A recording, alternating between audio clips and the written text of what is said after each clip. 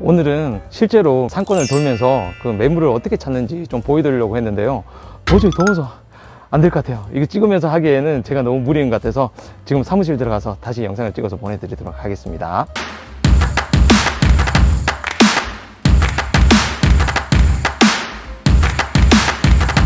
안녕하십니까? 카페 창업 이런 건 몰랐지? 크레이지커피 대표 정경입니다. 반갑습니다. 와, 진짜 날씨 덥네요. 와, 그저께는 막 비가 또 엄청 오더니 제가 요즘에 영상을 잘 못 올리고 있는 이유가 저희랑 계약을 맺은 분들의 상권을 조사를 하고 매물을 찾기 위해서 많이 다니고 있어요.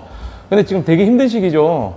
지금 보면 경기 침체라고 하는데도 매장을 찾아다니는 사람들이 되게 많아요. 그 주변에 보면 지금도 창업하시는 분들 굉장히 많죠. 그래서 가끔 저는 거리를 이렇게 운전하다 보면 아니 저기를 매장을 오픈을 한다고? 라고 생각하는 곳들이 굉장히 많아요. 저곳은 되게 안 좋은 곳인데 왜 할까? 심지어 막 프랜차이즈고 이런 거 보면 좀 안타깝죠. 결국 며칠 지나고 보면 손님이 별로 없어요. 그럼 뻔하거든요. 그 상권 분석이 제대로 안 된 곳에 이제 들어간 건데 이게 좀 답답합니다. 근데 그게 어쩔 수 없는 게 특히 프랜차이즈 같은 경우는 이미 매물을 확보한 곳이 많아요. 그게 왜 그러냐면 여러 부동산 업체하고 지금 조인이 돼 있는 경우가 많거든요. 근데 이 조인이 돼 있다는 게 좋다면 좋은 거고 안 좋다면 굉장히 안 좋은 거거든요. 왜냐면 결국은 그 부동산 업체가 조인이 돼 있다는 거는 뭐 업무 편의를 위한 거겠습니까? 결국 다 돈이거든요. 그 와중에 이제 권리금이라 수수료나 뭐 이런 것들이 왔다 갔다 하다 보니까 이 부동산 업체하고 좀 조인이 많이 돼 있어요. 그래서 상권을 찾는 분들 입장에서는 어떤 프랜차이즈와 계약을 하면 이미 뭐 좋은 상권을 다 확보하고 있다. 뭐 그래서 이제 계약만 하면 된다. 내가 어디든 찾아준다. 이런 식으로 계약을 하다 보니까 그 사람들은 이제 믿고 가는 거죠. 믿고 가다 보니까 그 와중에 이제 묻혀있는 그런 권리금이라든가 이런 부분이 또 문제가 생기고, 그러니까 초기 투자 비용이 더 많이 이제 나가는 그런 경우도 생기고, 그리고 결정적으로 실제로 상권이 좋지 않은 곳임에도 불구하고 그냥 겉으로 보이기에는 좋은 상권이라고 판단이 되는 곳에서 오픈을 하게 되는 거죠. 그러니까 프랜차이즈 가맹을 하시는 분들은 뭐 내가 부동산 상권을 찾는 이런 불편함을 해소시키기 위해서 업체에 이제 맡기는 경향이 있는데, 근데 그거는 진짜 해서는 안 될 것 같아요. 저희도 가맹점들 같은 경우는 아무리 가맹점들이 뭐 찾아달라고 그래도 저희는 기본적으로 사장님이 찾으셔야 된다고 얘기를 해요. 왜 그러냐면 일단은 매물을 찾기 위해 많은 발품을 팔아야 되는데 그런 발품이 힘들고 뭐 불편하다고 안 한다는 것 자체가 이미 자영업을 하는 그런 자세가 안 돼 있다고 저는 생각을 하거든요. 그래서 실제로 이제 사장님들이 많이 발품을 팔고 찾는 곳을 우리가 같이 이제 상권을 다시 컨펌하는 그런 형식으로 진행을 하고 있어요. 그러다 보니까 저희한테 오시는 분들이 처음엔 좀 막 그렇죠. 왜냐하면 딴 데는 뭐 가면 뭐 이미 다 상권이 정해진 데서 뭐 이렇게 하시면 됩니다라고 하는데 저희는 직접 찾아라 이러니까 그런 데는 다 이유가 있습니다. 실제로 그래서 이 상권을 찾는 데는 그냥 무작정 찾는 거는 되게 문제가 많잖아요. 여러분들도 되게 궁금한 게 도대체 상권 그럼 어떻게 찾아야 되나, 좋은 점포, 좋은 목 어떻게 해야 되냐 이런 말씀을 많이 하시잖아요. 결국은 저는 여러 영상에서 말씀을 드렸지만 일단은 집 가까운 데서 시작을 하라고 얘기를 해요. 그러니까 집이 이렇게 한 포인트가 있으면 이 포인트를 중심으로 요렇게 바운드리를 점점 넓혀가면서 여러분들이 이제 찾는 거죠. 왜 그러냐면 집 근처면 여러분들이 그 상권을 제일 잘 알아요. 사람들의 유동인구라든가 동선이라든가 뭐 이쪽 골목으로 가는지 저쪽 골목으로 가는지 이런 것도 여러분들이 제일 파악하기 좋거든요. 그래서 뭐 내가 살지 않는 곳에서는 그냥 딱 가면 그냥 유동인구가 많은 듯이 보이는 그런 길, 그러니까 한마디로 그냥 흘러가는 길, 내가 멈추지 않고 흘러가는 길도 그냥 유동인구 많네? 여기서 장사하면 좋겠다. 저 지나다니는 사람 뭐 한 3%만 먹어도 나는 성공할 수 있겠다. 이런 생각을 하고 그냥 덜컥 계약하는 경우가 있거든요. 근데 그 지역에서 사는 분들이면 저기는 그냥 보이는 것만 사람들이 많이 다니지 실제로 진짜 이 동네 사람들은 요 뒷골목 이면도로 쪽으로 많이 다녀. 그리고 그쪽에서 먹거리나 뭐 이런 것들을 해결하는 경우가 많아. 그래서 요 뒤쪽에서 상권을 찾아야 돼 라는 생각을 가지신 분들이 분명히 있을 거예요. 그래서 여러분들도 집 주변에서 하면 그런 판단을 내리기가 쉽다는 거죠. 그래서 점점 이제 뭐 좋은 매물이 없다 하면 이제 바운더리를 더 넓혀가는 거죠. 여러분들이 좋은 목을 발견하는 거는요, 실제적으로 되게 어려워요.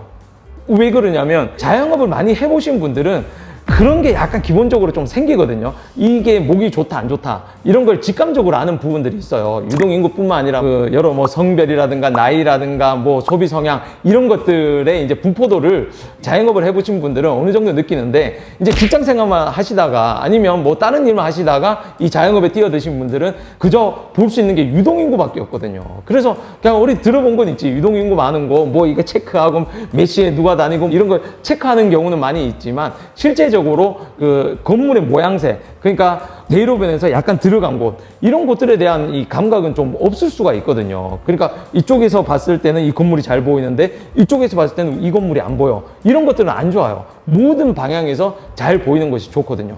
특히 이제 코너 자리가 이제 많이 좋다고 그러잖아요. 그건 왜냐하면 매장의 모양새가 전면적으로 다 보일 수 있거든요. 그리고 다 각 코너가 광고판의 형식을 취할 수도 있는 거고, 그래서 여러 가지 활용도가 좋기 때문에 코너 자리거든요. 근데 이제 중간에 끼인 곳들, 뭐 유동인구는 되게 많아. 유동인구는 되게 많은데 중간에 끼어서 특히 이제 세로로 길쭉한 데 있잖아요. 가로로 길면 또 좋습니다. 근데 세로로 길쭉한 데 같은 경우는 평수는 넓은데 실제로 지나다니는 곳에서는 이게 잘 안 보여요. 중간에 껴 있다 보니까. 그러다 보니까 또 건물이 전체적으로 좀 허름하다. 그러면 사람들 눈길이 잘 안 가거든요. 그래서 중간에 아무리 삐까뻔쩍하게 한다 해도 이게 눈길이 잘 안 가서 사람들이 머물지 않는 그런 곳들이 있거든요. 이런 것들은 약간 감각적으로 좀 알 수가 있기 때문에 자영업을 하신 분들은 좀 유리하지만, 자영업을 하지 않은 분들은 이걸 그냥 모르고 유동인구만 보고 판단하는 경우가 많아요. 그래서 결국은 여러분들이 이제 아는 곳부터 시작해서 이제 발품을 팔기 시작하죠. 그거는 이제 부동산을 굉장히 많이 다녀봐야 돼요. 정말 많이 다녀봐야 됩니다. 여기 보시면 우리 사장님께서 다 다녀본 리스트예요. 이 리스트들. 이거를 보고 이제 체크를 하면서 이제 다 다녀야 되는데, 이 중에 같은 곳이라도 부동산마다 임대료도 다 들고요. 권리금도 다릅니다. 똑같은 매물인데. 근데 한 곳만 가면 여러분 어떻게 하겠습니까? 그 말만 들어야 되거든요. 우리 이번에 여기 계약을 맺은 사장님도 우리 가맹점 사장님이거든요. 사장님도 딴 곳에 갔더니 더 싸더라. 아니면 너 딴 곳에 갔더니 더 비싸더라. 그래서 지금 하고 있는 말들이 맞는 말 같다, 이런 것들을 이제 판단할 수가 있는 거죠. 그러니까 본인도 이제 되게 놀라는 거죠. 부동산마다 이제 같은 동네 부동산인데도 이렇게 가격이 다를 줄 몰랐다, 이런 말씀도 하세요. 그러니까 이게 여러분들이 발품을 팔지 않으면 절대 이제 모르는 그런 실전적인 내용들이죠. 그리고 이제 중요한 거는 굉장히 많은 곳을 다 다녀보셔야 돼요. 막 이런 날 되게 덥잖아요. 막 36도, 막 체감온도 뭐 38도라는데 이런 날도 땀 뻘뻘 흘리면서 다니죠. 비 엄청 오는데도 우산 쓰고 비 맞아가면서 진짜 다니는 그런 노력 정도는 하셔야 돼요. 내가 자영업 하면요, 이거 상권 찾는 데 들이는 노력이라든가 힘듦, 뭐 이 고통, 이런 거는요, 자영업을 시작했을 때 그 고통이 진짜 10분의 1도 안 돼요.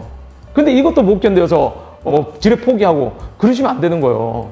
특히 프랜차이즈 하시는 분들은 그냥 진짜 프랜차이즈 본사에서 그냥 찍어준 대로 막 하시는 분들 많잖아요. 그거 진짜 그렇게 하시면 안 돼요. 진짜 망합니다, 잘못하면.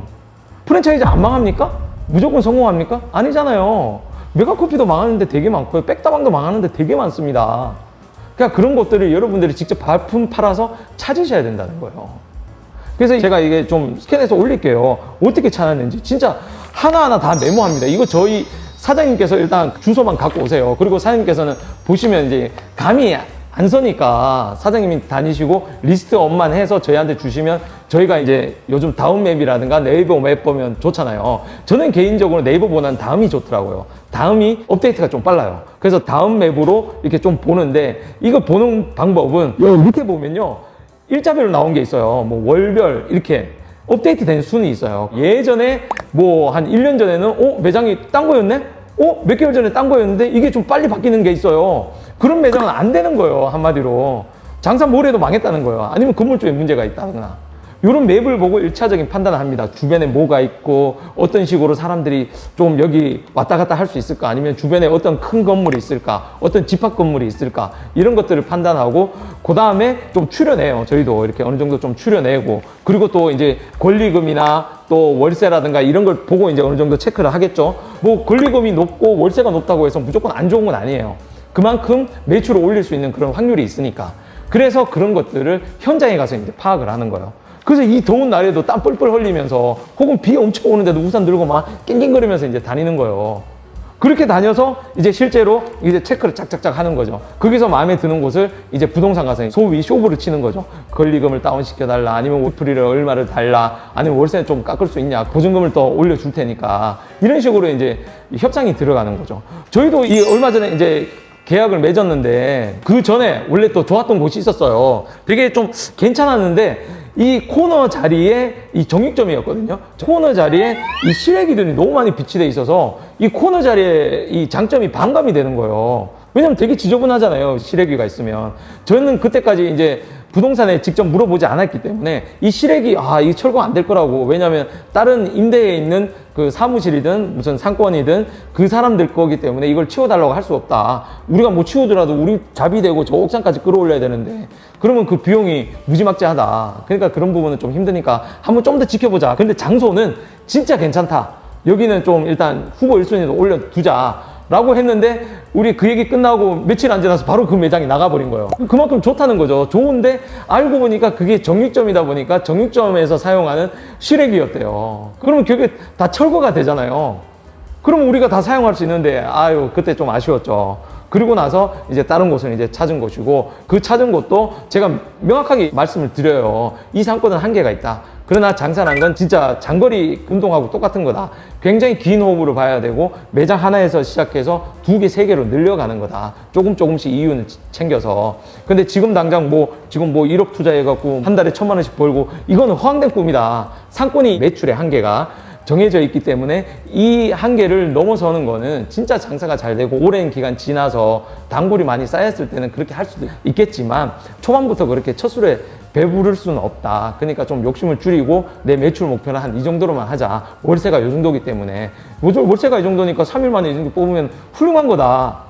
그러니까 이게 총 매출로 따져보면 크진 않지만 순이익이 좋기 때문에 이 정도에 만족하시고 여기서 시작하자라고 제가 좀 얘기를 했거든요. 여러분들도 똑같습니다. 상권을 찾을 때 허황되게 내 투자액이 얼마 되지도 않는데 메인 상권 가서 저 홍대에서 하고 싶어요, 연남동에서 하고 싶어요 하고 가서 딱 보면 권리금만 해도 이미 자기 투자액을 넘어가는 그런 그러니까 그런 일은 애초에 하지 마세요.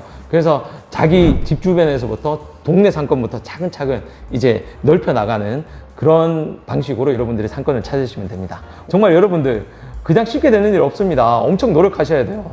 저도 지금 죽을 것 같아요. 지금 여러 군데를 막 다니다 보니까 사장님들하고도 다니기도 하고 저 혼자 다니기도 하고 본부장이 또 다니기도 하고 이렇게 다니고 있는데 이렇게 한 만큼 여러분들 결과는 좋을 수가 있습니다.